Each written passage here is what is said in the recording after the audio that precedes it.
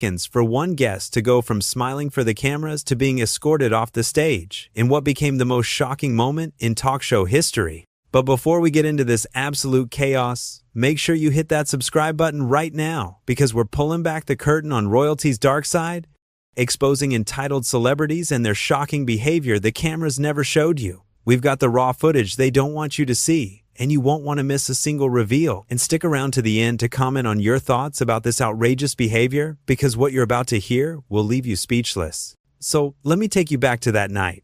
The Graham Norton Show, one of the biggest talk shows on television. The studio audience is packed, the lights are bright, and everyone is excited. Graham Norton, the beloved host who's known for making everyone feel comfortable and having the best conversations with celebrities, is sitting in his iconic red chair. He's relaxed, he's funny, and he's ready for another great show. The guest walking out is Meghan Markle. The audience claps as she comes onto the stage wearing a designer dress that probably costs more than most people make in a year. She's waving, she's smiling that perfect smile, and she sits down on the couch next to Graham. Everything seems fine. Everything seems normal, but you can already feel something in the air. Something's not quite right. Graham starts the interview the way he always does, warm and welcoming. "So lovely to have you here tonight. How are you doing?" he asks with that genuine smile he's famous for. Meghan looks at him, and there's this pause. Just a tiny pause, but it's enough to notice. "I'm doing well, Graham. Thank you for having me," she says, but her voice has this edge to it, like she's doing him a favor by being there. Graham, being the professional he is, doesn't skip a beat. "We're thrilled you're here. Now, I have to ask, you've been in the public eye for quite some time now. How do you handle all the attention?" And this is where things start to shift. Meghan sits up a little straighter, and her whole face changes. "You know what, Graham? I think that's actually a very insensitive question to ask someone who has been through what I've been through." The audience goes quiet. You could hear a pin drop. Graham's eyebrows go up just a little bit, but he keeps his cool. "I apologize if that came across wrong. I was just curious about your experience." But Meghan isn't having it. "Curious?" she repeats, and there's this tone in her voice now. Sharp, cold. "Is that what we're calling invasive questions now? Curiosity?" Graham shifts in his seat, still trying to keep things light. "Well, I think our audience would love to hear your perspective. That's what we do here. We have conversations." "Conversations," Meghan says, almost laughing, but not in a nice way. "Graham, let me tell you something about conversations. Real conversations happen between equals. Do you understand what I'm saying?" The camera cuts to the audience, and people are looking at each other with these shocked expressions. Graham clears his throat. "I'm not sure I follow. We're just chatting like I do with all my guests." "All your guests," Meghan says, crossing her arms. "And how many of your guests have dealt with the kind of scrutiny I've faced? How many of them have had their entire lives picked apart by the media?"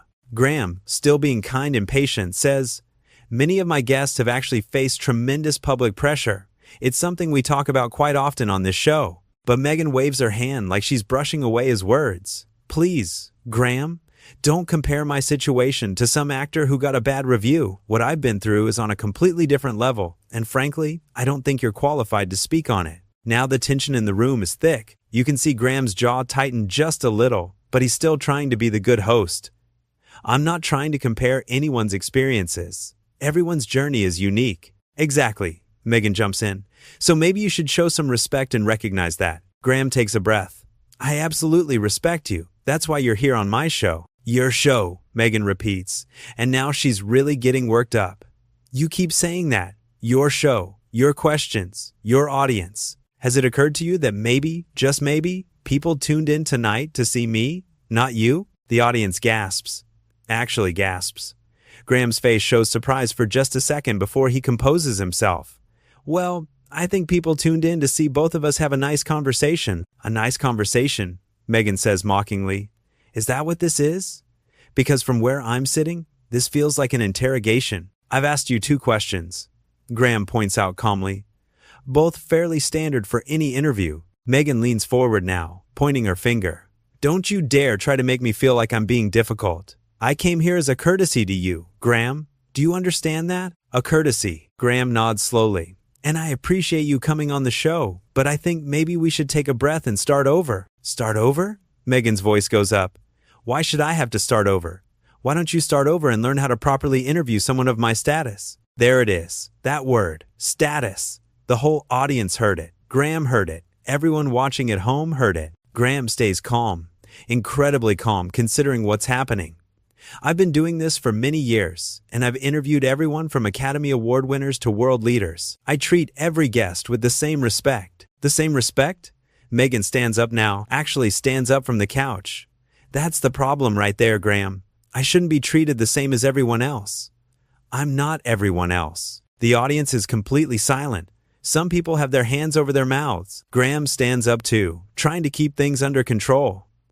Please, let's sit down and continue this conversation. No, Meghan says firmly. I don't think you understand who you're speaking to. I have been on the cover of every major magazine. I have influence that you could only dream of. And yet you sit there with your little note cards and your scripted questions, thinking you can treat me like some nobody who's grateful to be here. Graham's expression changes slightly. He's still professional, still composed, but you can see he's had enough.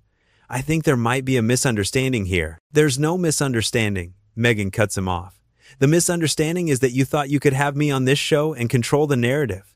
Well, guess what? I control my own narrative now. Not you, not the media, not anyone. This is my show, Graham says, and his voice is firmer now. And in my show, we have respectful conversations. I've been nothing but polite to you. Meghan laughs, but it's not a real laugh. It's harsh. Polite? You want credit for being polite? That's the bare minimum, Graham. I deserve more than the bare minimum. What exactly do you want? Graham asks. And you can hear the frustration creeping into his voice now. I want you to recognize that having me here is a privilege for you, Meghan says loudly.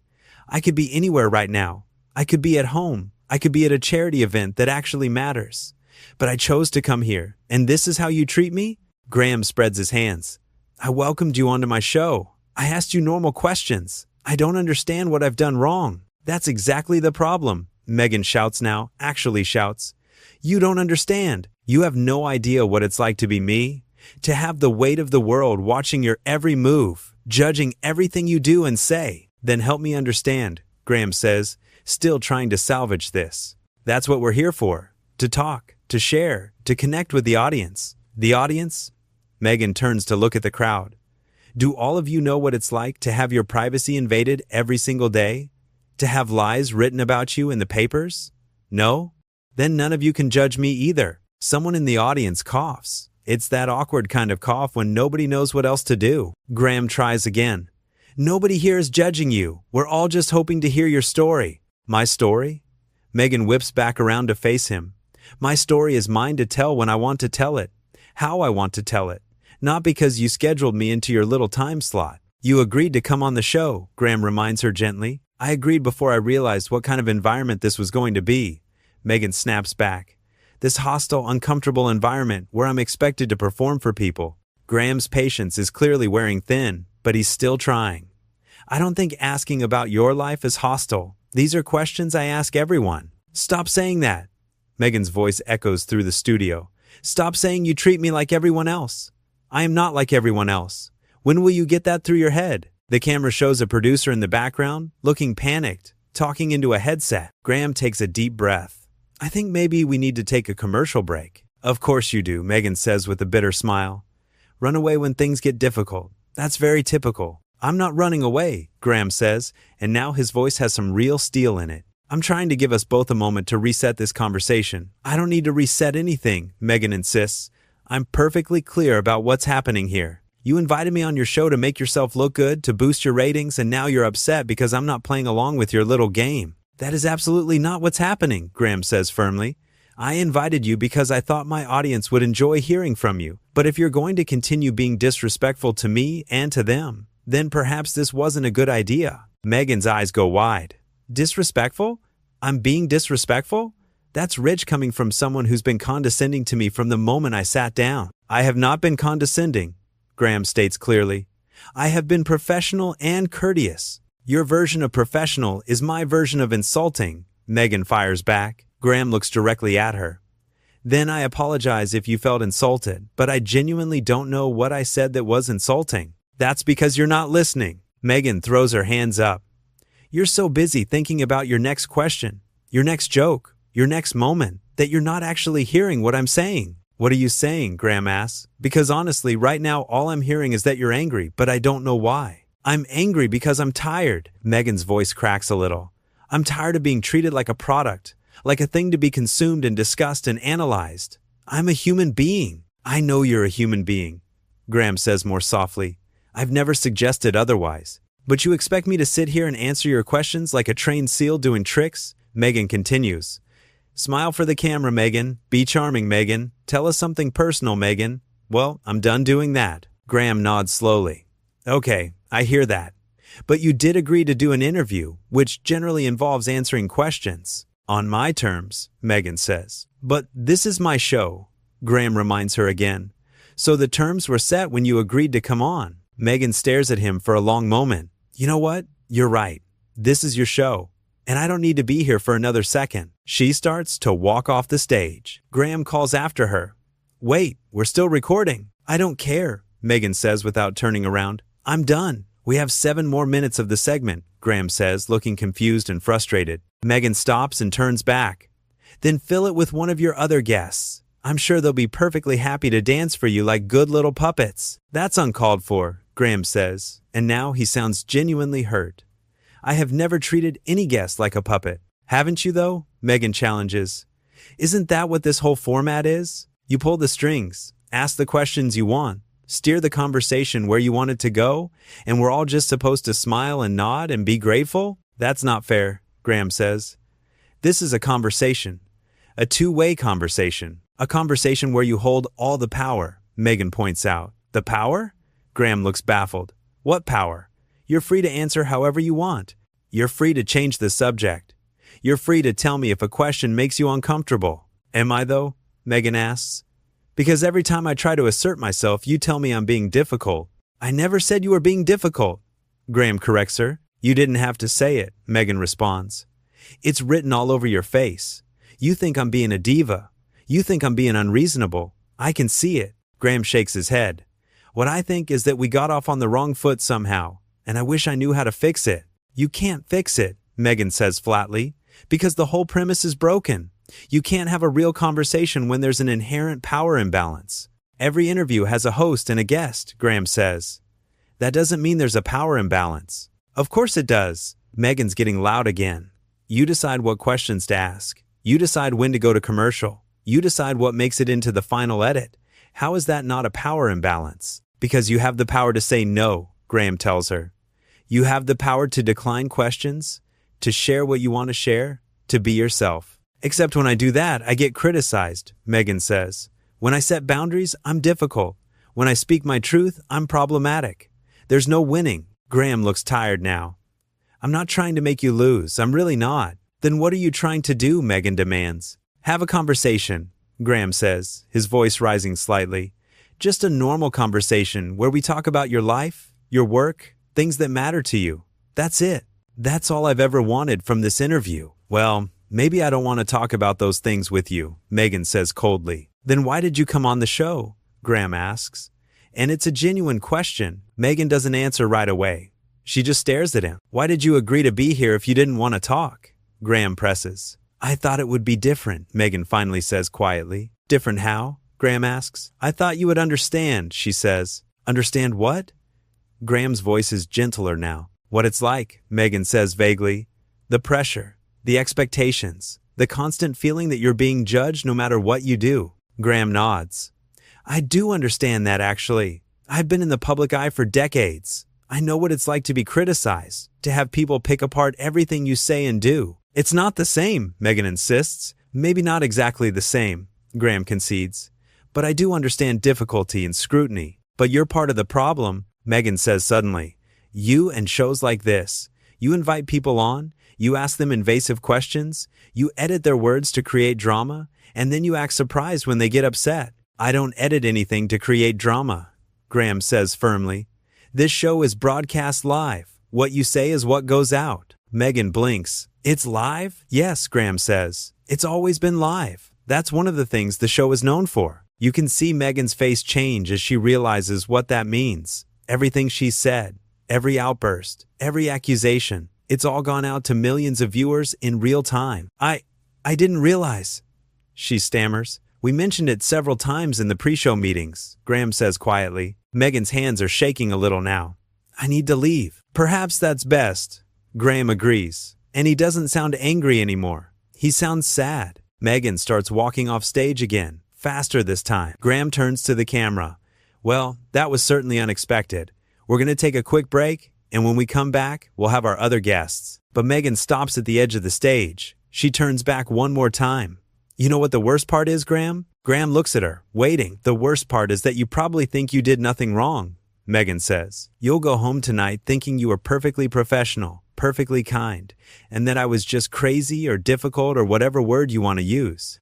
And that's what makes this whole system so insidious. You don't even see it." "I see someone who's clearly going through something difficult," Graham says gently, "and I'm sorry that being here made it worse." "Don't apologize," Meghan says. "It's too late for that." "It's never too late for an apology," Graham replies. "Yes, it is," Meghan says.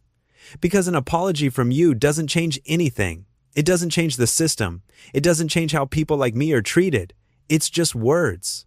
"Sometimes words matter," Graham offers. "Not these words," Meghan says. "Not from you." And with that, she walks off stage completely. You can hear her heels clicking on the floor as she goes.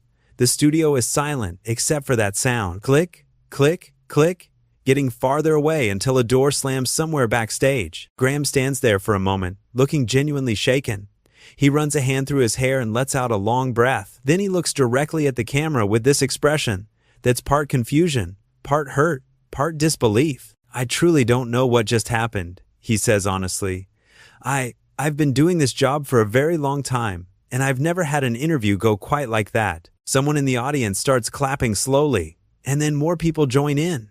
They're applauding Graham, showing their support for him. He holds up a hand to quiet them. No, please don't," he says. "This isn't about taking sides. Something clearly went wrong here, and I wish I knew what it was." A producer comes out on stage and whispers something in Graham's ear. He nods and thanks them, and the producer hurries back off. Graham addresses the audience and the camera again. "We're being told that our guest has left the building, so we're going to move on with the rest of the show. But I want to say something first, if I may." The audience quiets down completely. "I never want any guest on this show to feel uncomfortable or disrespected," Graham says, and his voice is sincere. "That's the last thing I would ever want. If something I said or did made our guest feel that way, then I genuinely apologize. However, I also have to be honest. I've watched back the beginning of this interview in my mind, and I can't figure out what I did wrong. I asked standard questions. I tried to be welcoming. I attempted to have a conversation." He pauses, collecting his thoughts. "But clearly something was wrong," he continues. "Maybe it wasn't about me at all. Maybe our guest was having a difficult day, or dealing with things I don't know about, or just wasn't in the right headspace for this. Whatever it was, I hope she's okay.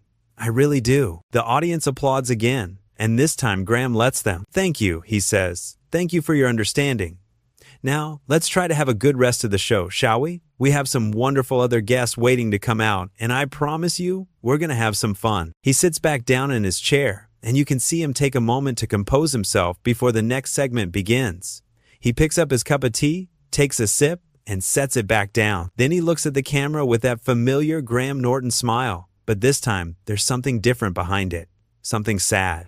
Something that says he's been hurt by what just happened, even if he's trying not to show it. The band starts playing to signal the return from commercial break, and Graham launches into his introduction of the next guest with all the charm and energy he's known for. But anyone watching closely can see that something's changed.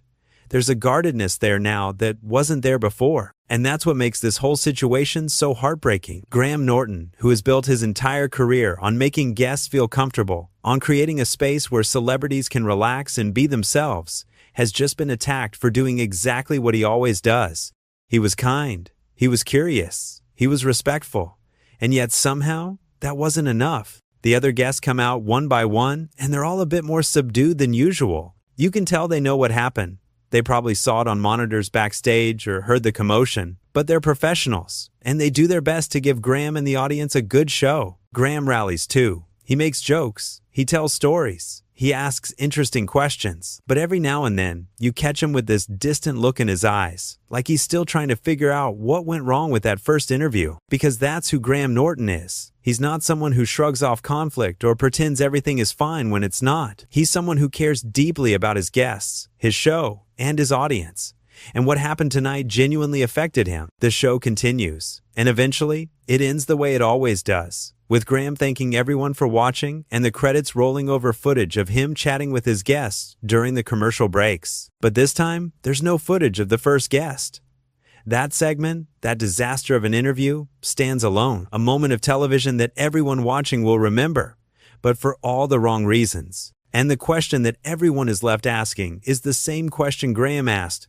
What just happened? How did a simple interview, a standard talk show appearance, spiral so completely out of control? How did polite questions become accusations of disrespect? How did professional courtesy become evidence of condescension? The answer perhaps lies in something Meghan herself said during the interview. She talked about feeling judged, about being tired, about the constant pressure of public scrutiny. And those are all valid feelings. Being in the public eye is difficult. Being famous comes with challenges that most people can't imagine. But here's the thing, and this is important. Graham Norton didn't create those problems. He's not responsible for the media's treatment of anyone. He's not in control of public opinion or tabloid headlines. He's just a talk show host trying to do his job. And his job is to have conversations with interesting people. That's it. That's all he was trying to do. Did he deserve to be yelled at? Did he deserve to be accused of being condescending when he was being nothing but polite? Did he deserve to have someone walk off his show after barely 10 minutes? The audience didn't think so. The other guests didn't think so. And honestly, watching this back, it's hard to see how anyone could think so. Graham Norton is one of the most beloved hosts in television for a reason. He's warm. He's funny. He's genuinely interested in people. He makes his guests laugh. He makes them feel comfortable. He creates moments of real connection that viewers love to watch. But you can't create connection with someone who refuses to connect. You can't have a conversation with someone who sees every question as an attack. You can't make someone comfortable who's determined to be uncomfortable. And that's what makes this whole situation so frustrating. Not because Meghan was having a bad day or dealing with difficult emotions. Everyone has those. But because she took those feelings out on someone who didn't deserve it. Someone who was just trying to do his job well. Graham could have fought back. He could have gotten angry. He could have told her to leave the first time she got rude. But he didn't. He stayed calm. He tried to understand. He attempted to fix the situation multiple times. He was, in every sense of the word, a gentleman. And that's why the audience clapped for him. Not because they were against his guest, but because they recognized grace under pressure. They saw someone handling an impossible situation with dignity and kindness. That's the real story here. Not the outburst, not the accusations, not the dramatic exit. The real story is how Graham Norton remained himself, even when someone was trying to make him into a villain. He refused to sink to that level. He refused to be anything other than who he is, a good person.